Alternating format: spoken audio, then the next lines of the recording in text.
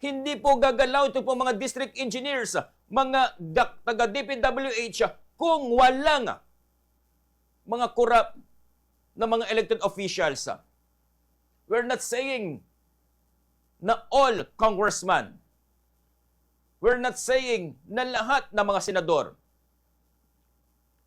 Mga kabombo, huwag naman pong bigyang daan para mas lalo pa pong pumuot ang damdamin ng ating pong mga kababayan.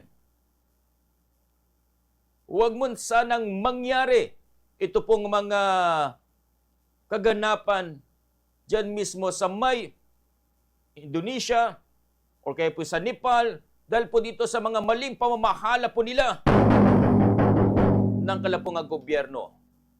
Mga kabombo, it's time para po pangunahan ang totoong pagserbisyo. Pangunahan. Ito naman po nga mga lideres po natin. Kung sino po ang mga maapektuhan, so be it. Di ba? Yung tipo kasi nangyari po ngayon mga kabombo, kapag ikaw na po ay na-corner, ang gagawin po ng isa naman po nga politiko ay gagawa din po ng isang issue para madamay-damay na lahat-lahat. Di ba? At hindi lang po siya yung pag-uusapan. That's our politics work. Ganyan po tayo, kaya wala pong pagbabago. Alam po ninyo kung paano natin masusolusyonan po nito? Sa panahon po ng eleksyon.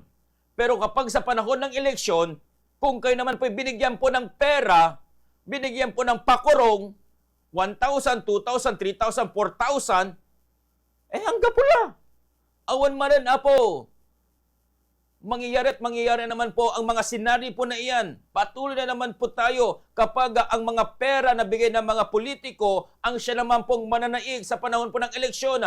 Tuloy-tuloy po ang kanilang pong ligaya, tuloy-tuloy po ang kanilang pong business at tuloy-tuloy po ang ating pong paghihirap. Akala po ninyo, kayo po ang pumaldo noong eleksyon? Hindi. Hindi kayo ang pumaldo.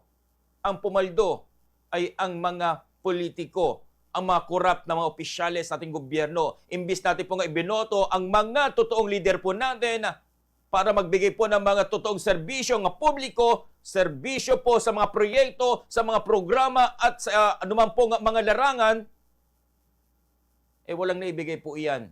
Dahil po sa ating po nga pagboto. Sino dapat sisihin? Tayo rin po. Dahil sa inyo pong maling mga pagboto. We're not saying dahil tayo bumoboto po tayo ng tama. Bumoboto po tayo ng kung sino po magiging lider.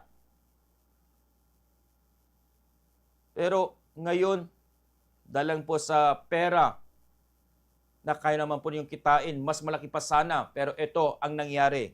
Kaya we get the government that we deserve. Yan po ang paulit-ulit pating binabanggit. Dahil yan naman po talaga ang totoo. We elect corrupt politicians